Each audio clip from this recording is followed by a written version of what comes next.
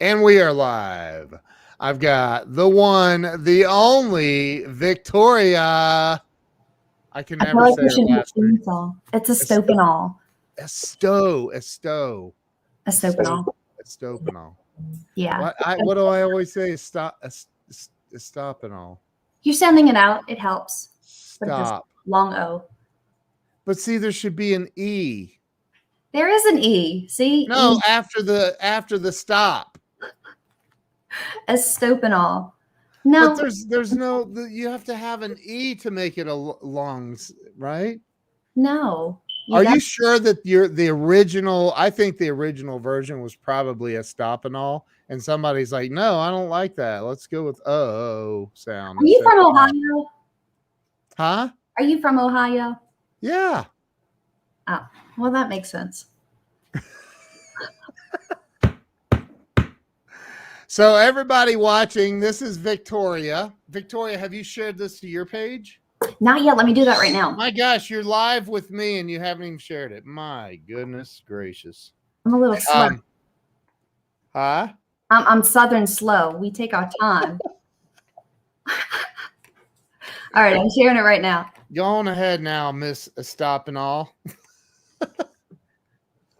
No, it's a Stopanol, long O. Look, Jerry Eisenhower says, "Is this a grammar debate?"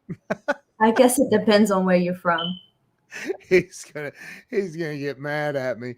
Oh, that's funny. So Larry Schneider is joining us. So listen, Victoria and I were just having our coaching call, and she's my coach, and we were talking about the mastermind meeting we had last night with the Grow Live Academy. And inside that mastermind group, number one, we had more people on that call last night than way more than what normally shows up. Absolutely. Number two, I had a friend of mine come in and speak and teach, and his name is Richard Blissbrook. And Richard is a very, very successful man, and brilliant. Yeah. And he started talking about the power of, I have it written down, compounding actions. And what did you think of that whole? Remember, he started talking about the penny. Yeah, the penny. Well, it's Talk funny about because that. you hear compounding interest. Yeah. My background is in banking, so it was like, oh, I'm following. I get this. I understand how this works. Yeah. And then he was able to use that and shift it over to actions and how compounding actions are so powerful. I mean, we know the penny concept. No, tell everybody, because a lot of people may not know. Do you remember exactly how it goes? Not word for word, but I'll bet your smoke detector remembers. It's very consistent. It is. I'm taking notes. It's teaching me something. Anyways, I'm sorry. I had to fix it. I'm sorry. But with the compounding pennies, you save a penny, the next day you double. The next day you double. Next thing you know, you have how much? At the end of 30 days. At the end of let's do it this way. If you take a penny and every day for 30 days you double it. I know, Jamie, right? I'm with you. I don't even know how she sleeps. She thought it was her bird making that noise, though. She's like, I didn't even know. I thought it was my bird because he makes similar noises. I'm like, oh my God. You should hear when it goes on. He makes that noise too. If that bird made that noise on that same, that's like water torture or something. Like there's one drip that hits you in the forehead every 30 seconds or something. That bird would be gone. But anyway, so I digress. So if you take one penny and you literally double the penny every single day. You just double what you had the day before. So start with 1, the next day is 2, the next day is 4, next day is 8, the next day is 16. At the end of 30 days, how much money would you have? Does anybody have a guess that was not in the Grow Live Mastermind meeting last night? By the way, drop your guesses in the comments, unless you were in the mastermind and you already know the answer. And we will know if you were in there. Oh, we know. I screenshot it. So it's like, what was it? $5 million, 5.2 million or something. Did anybody crazy. guess it right? No, nobody guessed. I haven't seen any guesses, but I'm just throwing it out there. They would have guessed by now. But $5.2 million or something insane, right? Insane. So Joaquin, look. That's how many. It's close. Is that how many pennies you would have, maybe? Is that your phone number? Might be. Yeah, it was like $5.2 million.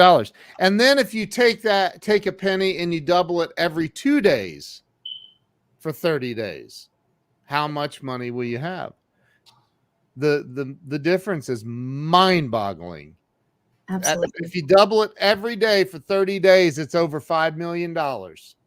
There you go. $5,368,709. If you double it every other day for 30 days, how much money will you have? And the answer to that is $163. Insane. Is that crazy? Like, Insane. the difference between doing something consistently, because you miss, if you do it every other day, you literally at day 15-ish, that's when the compounding effect kicks in, and that's where the big bucks start rolling. If you're doing it every other day, you never get to the compounding effect. Correct. See, Jerry hears my bird. It's not a bird. He knows that. Look, he keeps putting in here. You're missing you see that? Chirp, chirp. Oh, man, that's so bad. And then chirp, chirp, chirp, chirp. Look, Jamie. Oh, no, that smoke detector comes down. And the sound compounds in loudness in my head till I got nuts. Right. Exactly. Yeah, that thing's got to go. I mean, you sleep there too, right? Like, you don't hear that at night? No, I slept like a baby. Oh, my dear Lord, have mercy. Wow. Okay. I'll fix it. You're going to get your dad over there, you said. Yes. Yep. Mm-hmm. He's going to e-stop right on over. Mm-hmm. He's going to e-stop. Oh, that's hilarious. Jamie said, you're like my mom. She must be wonderful, Jamie.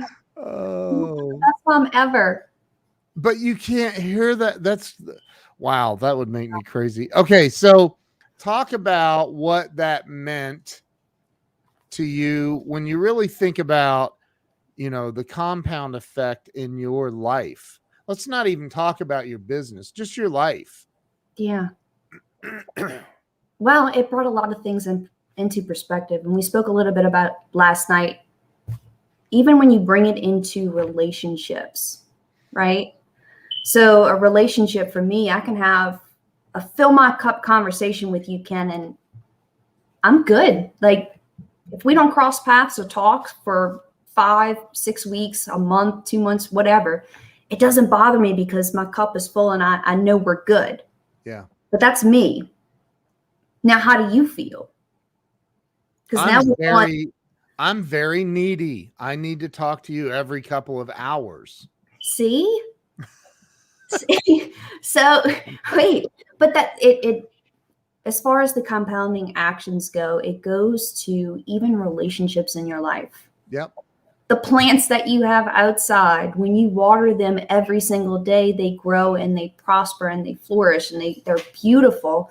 And if you decide, hey, I'm not going to water for a week because I forgot about it, or I just chose not to do it, I got busy, they start to weather and crumple up and die. But the compounding action there, the compounding interest when you water your plants every day is that you have beautiful growing plants. Yeah. Same with relationships. It's the same with every aspect of your life. Parenting, you have kids. We all have kids. If you decide you're going to allow a YouTube device or whatever start to do the compound actions with your kids, you're going to wake up one day and wonder who that person is, and it's your kid. Yeah. My kid just sent me a text message. Really? Literally, yes. I swear. She said, "Hello, Father." She doesn't know I'm live right now. It's funny. So Jerry says not a cactus. And I agree, but who wants a cactus around? Somebody who has lots of cats. Why? We're live right now. I'll have to tell you that story later. Oh. Mm-hmm. You can tell me. Cactuses are really good to have around the house if you have lots of cats that live around your house. Oh, why? Well, because they like to fornicate around houses and they're really, really loud. But when you have cactuses, they don't go there. Oh, really? Uh-huh. Are you talking about outside? Yeah, outside cats, not inside. You don't want to smack your cat with a cactus inside if you like the cat. They're stray cats. Jamie said so they don't. That too. Mm-hmm. But like you'd have to have a lot of cacti or cactuses. What is the plural of cactuses? Hey, Sherry. I don't know. I'm Southern. We don't really have too many cactuses around here. That's a good point. You're in Louisiana. Yeah. We have gators. You have what? Gators. You do. I know. Yeah. It's crazy. Yeah. Like there was a story I saw. Cacti. Is it cacti? He's right. Really? Sure. We'll just go with it. Lots of gators. So I saw a story that during the last hurricane, Ida. Yep. Man from Seattle was eaten alive by a big old gator. And it was a huge gator. Yeah. Speaking of, gators are also helpful against cats as well. That's true. I heard they taste like chicken. I don't know. Do you ever eaten gator? Yes, actually. It's better fresh, but it's illegal too. So it is? Yeah. Well, not if it's dead already. Fair. Like if you find a dead gator out in your yard, you can't eat it? The tail's really good. The rest of it, it's a little chewy. But the tail's like better than chicken. It's like lobster and chicken created masterpiece. Oh my gosh. Yeah. Really? Yeah. Mm-hmm. Gator is good eaten with ranch. Anything is good eaten with ranch. Here, Darlene. Joaquin. Now, see, I'm not saying his name right. I forget how Tammy told me to. Huh? Is it Gochum? Yoakum? We're gonna have to figure that out. I ran over a cat. It's okay. They have 9 lives. You might have caught them on 4. Yoakin is perfect. Joaquin. I don't know. Mm-hmm. Yeah, I'm gonna have to ask Tammy again. But speaking of compounding actions, that gator compounded lots of food consistently. Well, but seriously, when it comes to your business, for anybody watching, when it comes to your business, and Richard talked about this last night. We're all guilty of it. You get to a certain place, and I've heard Grant Cardone talk about it. Where you get to a certain level, people start celebrating. Got a big deal. Got blah blah blah, and then they let off the gas and they start celebrating, and they don't remain focused on continuing to build and expand. And I think that a lot of people get to what they think is a comfort level, or whatever it is. But look, once you have, you've got goals. Once you set the goals, the target as whatever it is, whatever's going to bring you a level of security, what freedom. What is that number? $100 million, 10 million, 20, 50, a billion? Like, what is it? And then,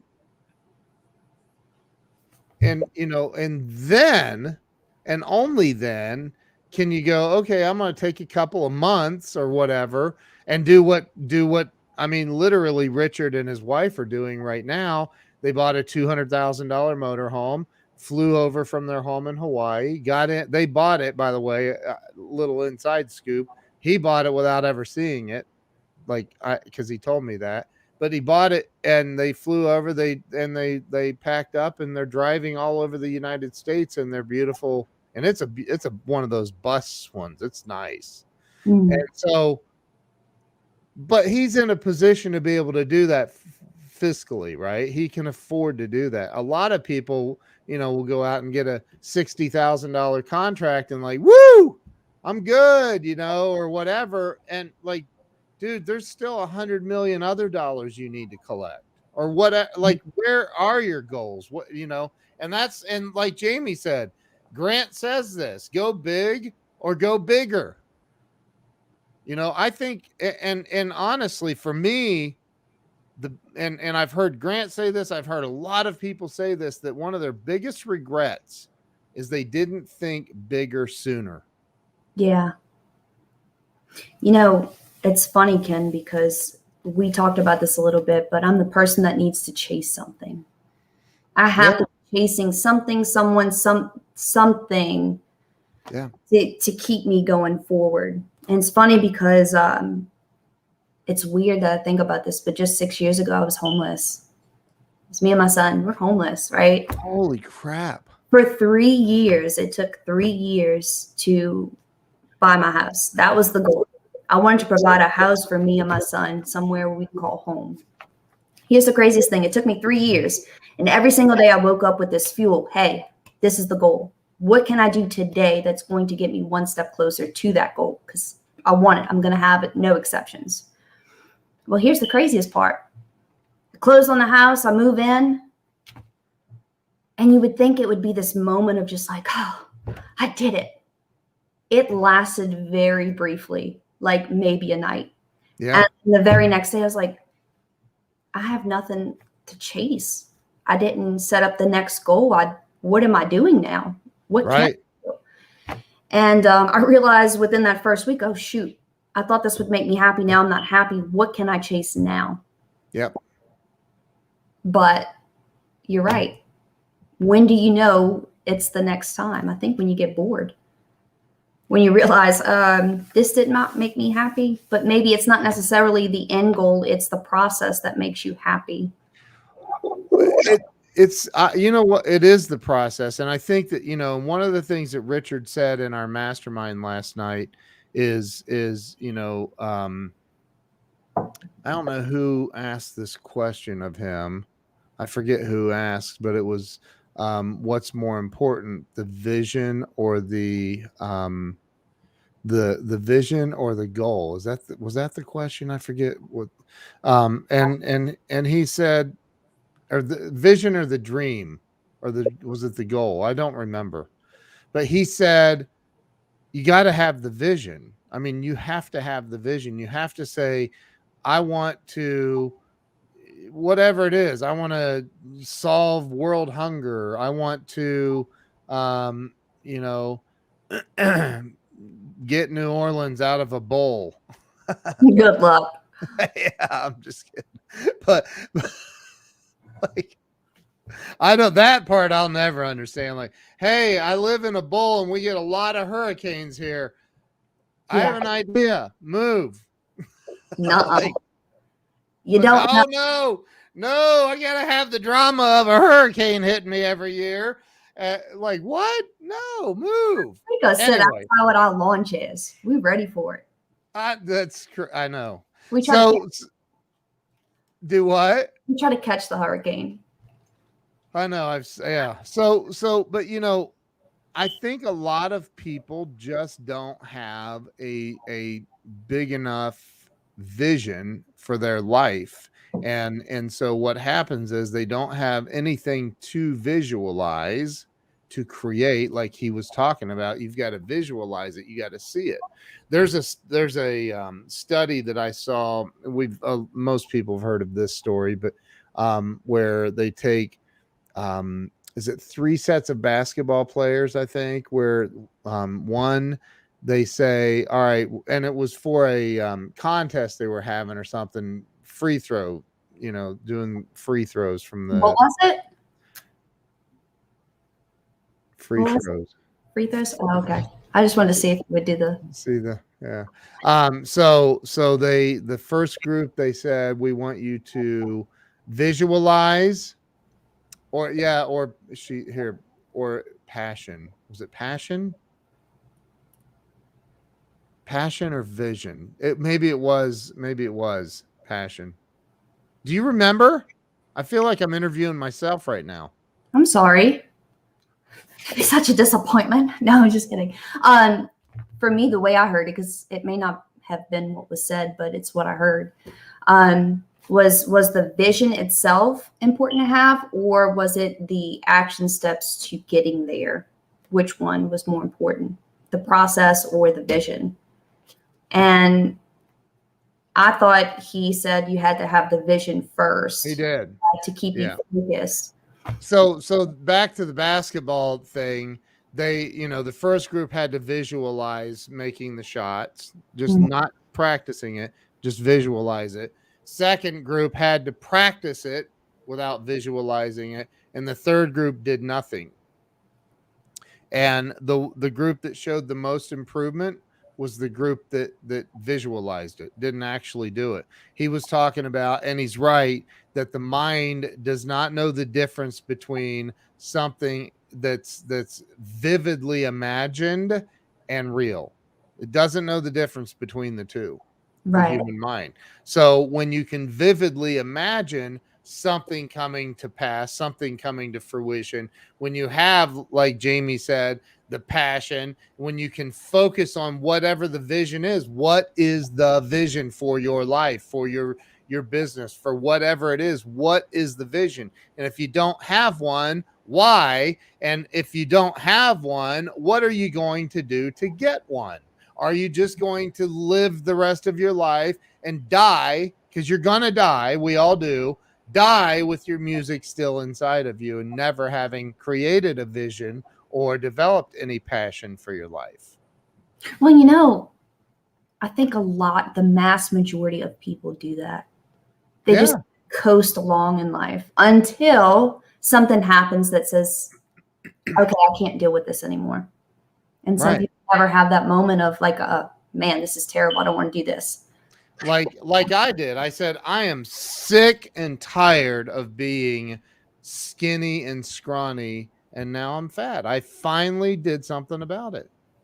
Well, what are your secrets? I need to know. Just eat a lot. So, no, I'm kidding. But you've got to develop a vision for your life, for your business, something that's big, something bigger than you. So, Ken, what's your vision? Hey, Omar. My vision's huge, but this isn't you interviewing me. This is me interviewing you. So, Vyctoria. Yes, sir. What's your vision? Oh, I like how you flipped that. Do you like that? It's pretty good. And since it's the Ken Wall show, I guess I have to go with it. Yeah. You make the rules. Someday when you have me on a live stream of yours, you can ask me that. I'm working on it. Just wait. No, it's funny is I think every day the vision gets a little bit more in depth. You start to see a big picture and then it kind of condenses and then you get to see it more clearly in the fine details. And that was something that Richard talked about yesterday. He's like, how does it smell? What does it look like? Like, yeah, actually list out and write it down, visualize it vivid. Yes. Vivid. We talk about dreams or even New Year's resolutions. We have New Year's coming up. Okay, you set a goal, I want to lose 100 pounds or I want to gain 100 pounds, whatever your goal is. What does that look like? Can you even picture yourself 100 pounds less than or 100 pounds more than? Right. I guess it would be 100 pounds more than. Right. Right. But to actually picture that, and it's funny because it brought me back to that place where I was like, okay, I want a house. I want to have this. Every single day I pictured myself in the house, what it would look like, the floor plan, what the bathroom would look like, what it would smell like. I actually went through that process every single day and it became a reality.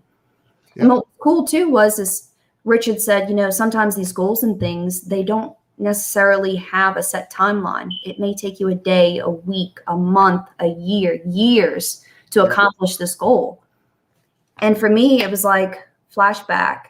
Okay, I thought I would do this in a year. It took me 3. I got there, but because I never gave up on the actions, the compounding actions that took place in this process. I don't think a lot of people give up on the process. I love what he said. I love what he said about, I forget exactly how he put it, but he said something to the effect of your spirit has to be involved. It's gotta do something to your spirit, your bigger self.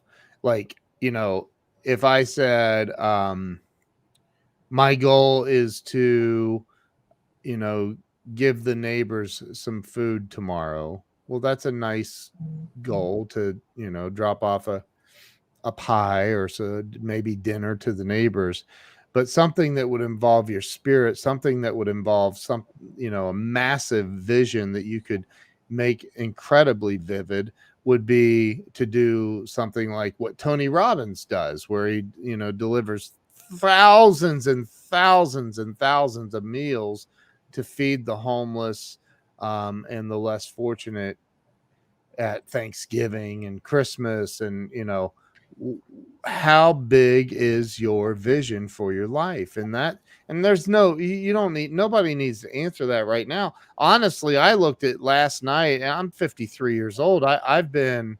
extremely successful in areas of my life. And there's been other areas of my life I've not ever been successful in, so every day for me is like, okay, we're on a new step here in the journey to get to wherever we're all looking for the truth and the answers, right? But when he said, he started talking about, because I write down my goals. I've written books about it. Like, I write down my goals. I write down my targets. I write down all of that stuff on an almost daily basis. I write down positive affirmations and things that I want to accomplish. But one thing that I'm not really good at that he talked about, and I love this, is the stat tracker, like tracking your stuff. Yes. Right? Absolutely. That was powerful. Like if you and he said it, like he said, and he's from the network marketing world. He said, look, if you're going to do network marketing, don't worry about the big house and the car and the commission and up leveling or whatever they call it, but like worry about, I want to talk to 4 people every single day. That's my goal is I'm going to talk to 4 people every single day about the business. 4 people. That's it. And if you do that over time, the compounding effect kicks in, and before you know it, and I know a lot of people making a lot of money in network marketing. I mean, a lot of money. So it does work, but it also works in your own business. And, how many times have you said, I'm going to call on, and you've been there, you own a business. I'm going to call on, 5 people tomorrow, or I'm going to call on 2 people tomorrow, and you get busy and you allow that busyness. Like, I think sometimes it's been a subconscious thing for me. Like, I'll let busy things get in the way of actually prospecting or reaching out to new potential clients. Absolutely. And then the day goes by and I'm like, okay, I'll do, well, it's Friday. I'll do it on Monday for sure, Yeah. man. I'm going to hit it hard Monday. Yeah. Right? Do the same thing. I mean, we all do. It's true. Yeah. It's funny because when he said stats tracker, I wrote it in big, and then I texted 5 people on my phone saying stats tracker, and they're like, "What are you talking about?" Yeah. And I did that specifically so when they texted me back, and I'm like, "Oh yeah, okay, I got to work on that. Yeah, that's important." Yep. And it's funny because we were talking about this a lot today in some of the calls that I was in, and we broke it down to where, okay, what do you need? What do you want? What do you do not want out of life? Sometimes we don't really know what we want in life. It's not that clear to us, but we do know what we don't like and what we don't want. Yep. So we started there, and I'm like, okay. Then the next call, we got a little bit more in depth. Okay, now we're setting goals. We're listing priorities and steps and how to do this stuff. But do we really track these things? People don't. Shout out to Master Networks. They do teach us to track the 7 key numbers in the business. Yeah. Which is great if you actually do it. Right. You have to take action and consistently every single day track what you're doing and how you're doing it and what's working and what's not. Right. But yeah, the stat tracker was like an epic light bulb. But and Grant Cardone, his entire organization, I know everybody. Well, I don't know the new people, but I know all of the people that have been there, including Grant, very well. And one of the things that I know they do is they track and they graph, they chart everything. And, Grant talks about that there's no such thing as a flat line. You should never have a flat line if you're tracking your stats, right? Like today, I'm going to do 4 calls.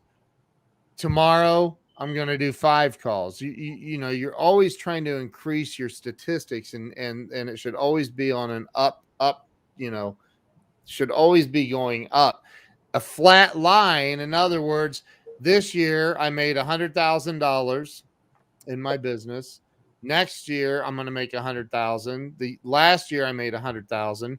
No, that's called a flat line. You're not going to make it. You'll die. Yeah. Flat line in the hospital is you're dead. You should always be trying to figure out what is the way that I can get to the next level. How do I increase my stats? And they track everything.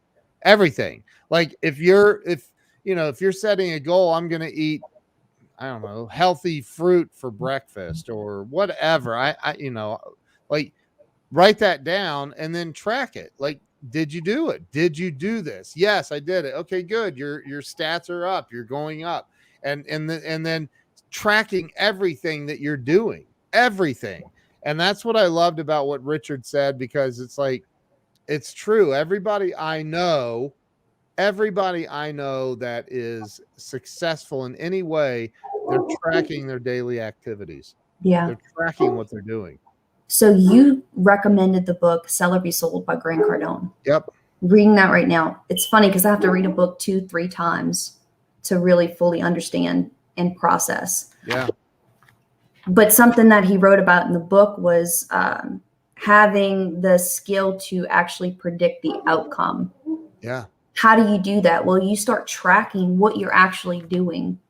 You start getting feedback so you can predict what the outcomes are. Yep. And once you're able to predict the outcomes, then you're moving in an upward pace. And it's funny because they don't teach you these things in school.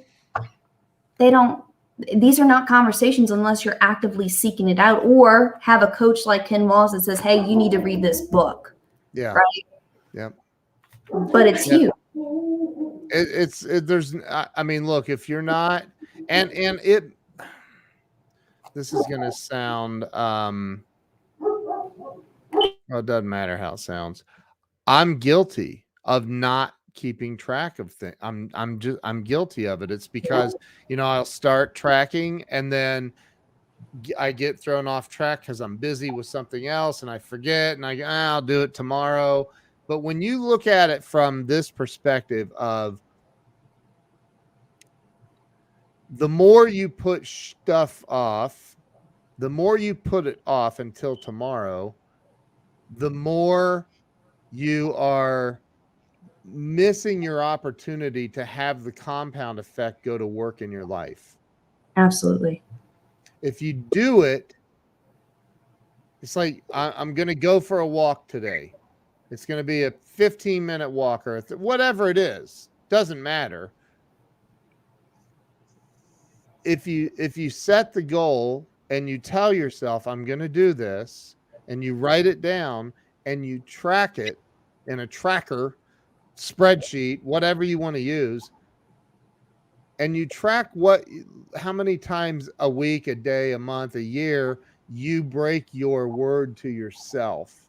Because when you break your word to yourself, there's such an unbelievable negative impact that it has on you subconsciously. And I've done it. I'm guilty.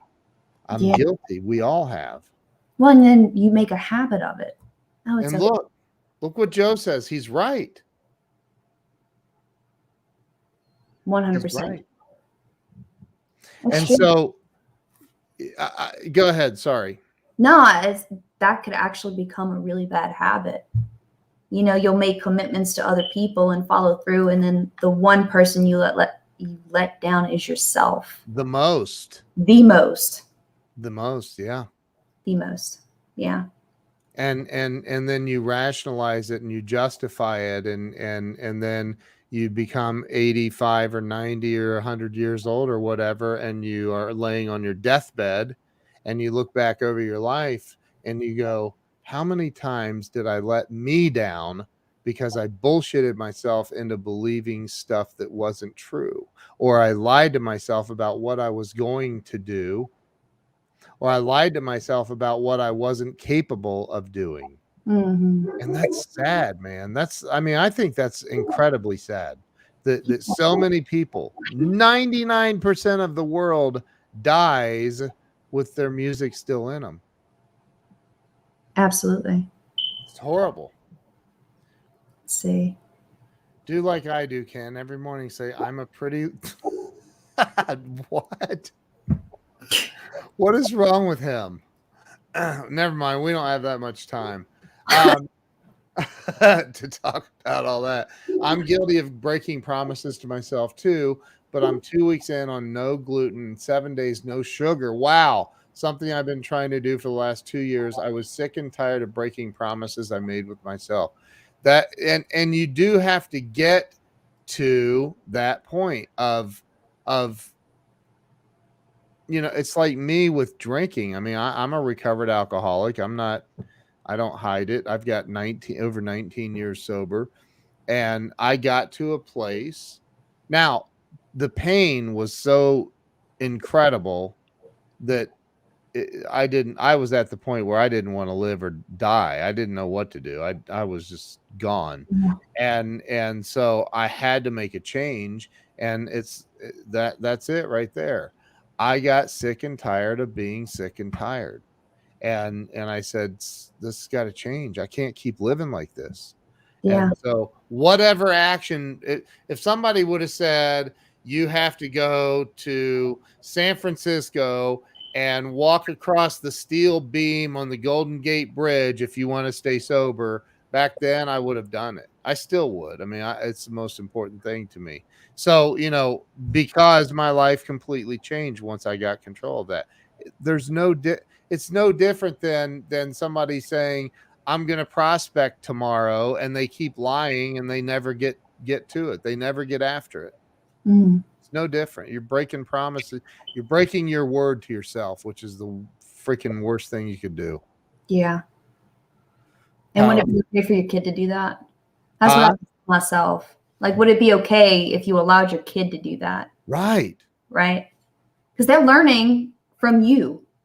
If you say, okay, I'm going to do this, and then you don't, then it's okay for them to say something and then not follow through. Jill has a little plaque somewhere in the house that says children will rarely do what they're told, but they will always do what they see. Absolutely. Yeah. Absolutely. I noticed that too in the process of me being homeless. We stood with my grandma for a little while. By the way, Ken, you should meet Kathy. She's even better than I am. Anyways, she's Wonder Woman. My grandma. I call her Kathy, but she's my mama. Call her what? Kathy is her name. Oh, Kathy. My mama. But when she's extra sassy, she's Kathy. Anyways, which is quite awesome, by the way. Well, it was a rule in her house when we were staying there. Every morning you get up, and before you can go pee, break the seal, you have to make your bed. Wow. That is the rule. You make your bed as soon as you wake up in the morning. It's the first thing you must do. And it was funny because you intend on peeing and then getting back in bed. No. You get up, you make your bed, then you go tinkle. That's the rule. So wow. I started doing that, right? Well, my son was with me. And then next thing you know, he got up and he's like, Mommy, why don't you go use the bathroom? I'll make the bed. My son makes the bed every morning. Wow. Why? Because it was something that was established. Hey, this is what we're going to do. And we didn't break promises at my grandma's house. She wouldn't let you. So I think that's 100% accurate. They see what you're doing and they do mimic and implement what they see. Yeah, they do. It's true. Yeah, that saying, what is it? Do as I say, not as I do. I hate that saying. Yeah, I do too. Look. Change the batteries. Oh. Look what he said. That's my bird. That's not your bird. That is not her bird. Well, I have 3 different detectors. Don't let her lie to you. That is not her bird. My bird's looking at me right now. He keeps staring at me. That is a smoke alarm. Your bird's like, would you please do something about that alarm? Maybe that's why he's so quiet today. Yeah, it's freaking him out. He thinks we're under attack. He's got his little tail feather up in the air too. It's great. I'm sure he does. No, but I do believe that with kids, with employees, with friends and family. Look, if you break your word to yourself or you say you're going to do something and you don't, nobody believes you the next time. It may be unspoken, but whatever. And you miss out on the compound effect. Yeah. You just do. You miss it out. And you miss out on it. And you're not. And here's the cool thing about being a human is none of us are perfect and we all get do-overs. You can start over at any point right now. Right now. You could start over right now. Or you can say, well, I'll do it tomorrow and then wake up tomorrow and stay stuck in the same pattern that you've been stuck in. And it's like he said last night, and he used me as the example, well, hey, where were you 5 years ago? Where are you now? Where do you think you're going to be in 5 years from now? And do you think that the same thinking for the last 5 years is going to get you to where you want to be in 5 years from now? I mean, it's are you going to stay stuck in the same patterns? Yeah. What are you going to do differently? Ken Moss? Oh, I'm doing a lot of stuff. I last night was phenomenal. Do you know this? The Crown Princess of Sweden, her name is Vyctoria. She spells it wrong. Totally wrong. Yeah. Wonder if she goes by Vicky. I don't think any Victoria willingly goes by Vicky. Oh, really? Yeah, it rhymes with icky. Oh, I've got a good friend named Vicky. Oh, well, not that one. Is her real name Vicky or is it Victoria? I don't know. We're not that good of friends that I know that. Well, obviously. We're good friends. Tom says the compound effect is either positive or negative. Choose positive. He's right. It's the truth. Tom, were you on there last night? Tom was on there. He was Yeah. on there? Yeah, Tom was there. We had a lot of people on last night. We did. It was That's so true. The compound effect does go either way. either way. Yep. Or either, if you're from Louisiana. Oh, goodness. And you can't hear your smoke alarm going off. I've just learned to automatically tune it out. It's great. That's true, Joe. Yeah. You should have a Grow Live tour. Tour? Tour. What do you mean a tour? What's a tour? A TOUR. Oh, a tour. A what? Go ahead. What do you mean by that? A Grow Live tour. You should. I'll show them the inside. What's in there? So, like we talked about video marketing world, and I told you it was a bit strange to talk live stream and not have the king of live stream there, right? Yeah. I'm just saying, you should do something like that. Oh, look, see?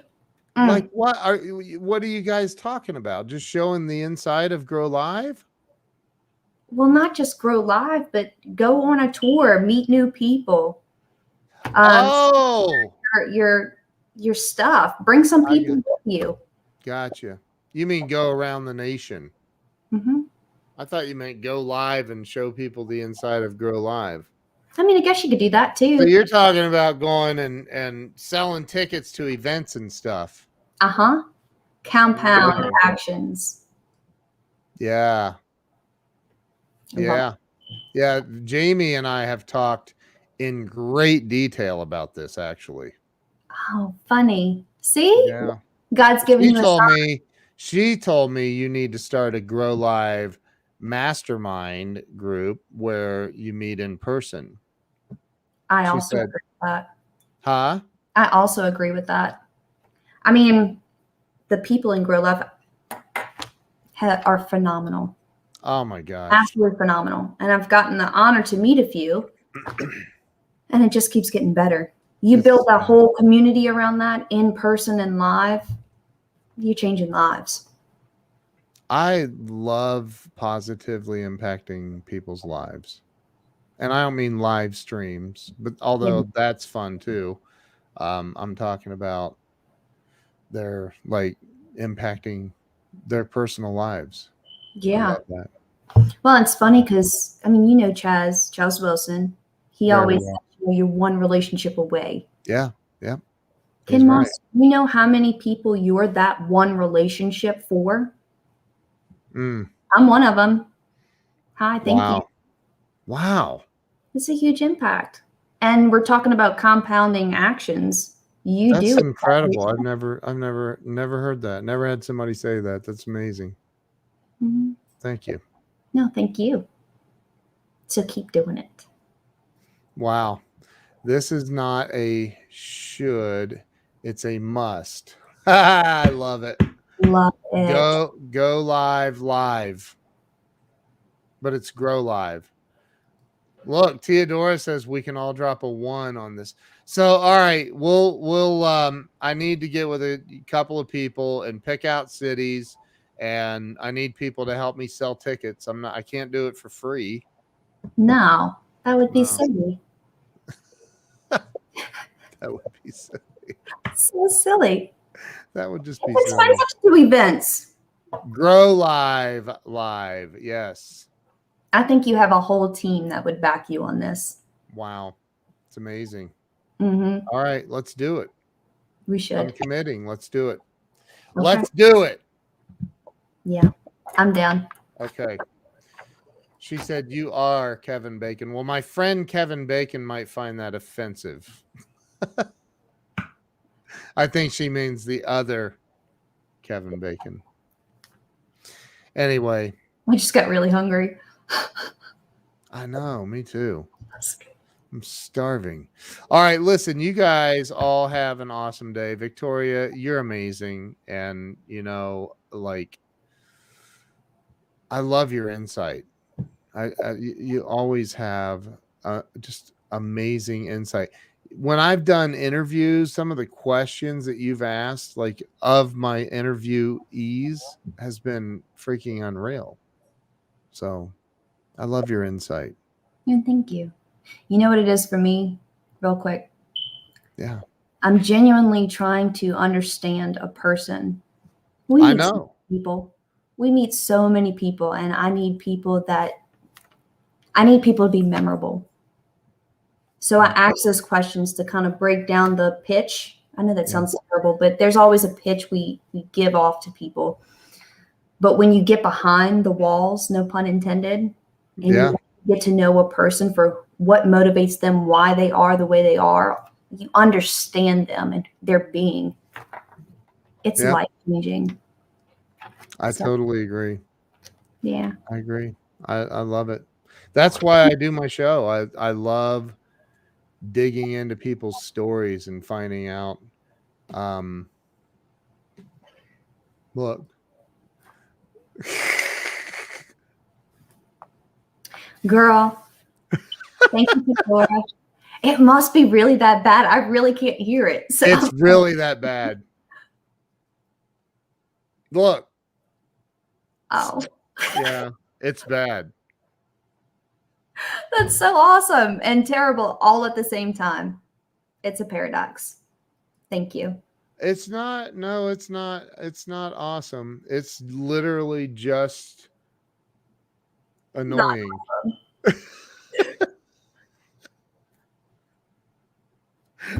No offense. This is going to make for a great story later on. In fact, on your Grow Live tour, I'm going to make sure that I'm actually going to create a video for the Grow Live Academy saying always be aware of what level of professionalism you're putting off. If you have a beeping smoke alarm, that's a no-no. That makes you look unprofessional in the live streaming community. It does not.